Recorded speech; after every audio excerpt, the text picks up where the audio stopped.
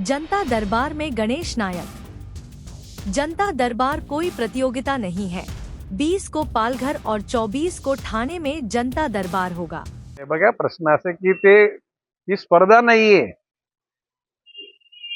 20 तारखेला पालघर जिल्ह्याचा जनता दरबार आहे आणि ठाण्यामध्ये 24 ला आहे. बाब अशी मी तर अपेक्षा करतो की आमच्या महायुतीच्या सगळ्याच घटकांनी त्या दरबारात यावं.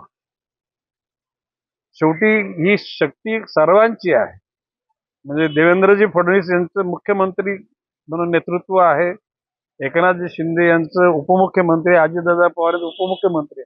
शेवटी प्रत्येकाची शैली वेगवेगळी आहे.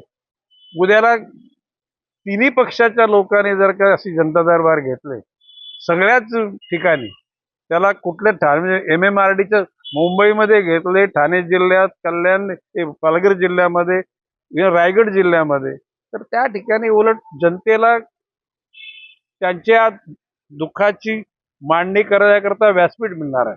आणि त्या ठिकाणी कोणाला काहीतरी म्हणजे झासा देण्याकरता, कोणाशी स्पर्धा करण्याकरता या गोष्टी अशा प्रकारचा अजिबात विषय नाही.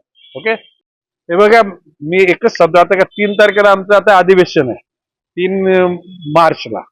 ते अधिवेशन 3 आठवड्याचं. ते अधिवेशन संपल्यानंतर पालघर जिल्ह्यातल्या प्रत्येक तालुक्यामध्ये, ठाणे जिल्ह्यातल्या प्रत्येक शहरामध्ये, म्हणजे उदाहरणार्थ सुद्धा ठाण्यामध्ये घेईन, भाईंदरला घेईन, कल्याणला पण घेईन, डोंबिवलीला पण घेईन, अमरनाथला पण, बदलापूरला पण घेईन आणि मुरबाडला पण घेईन.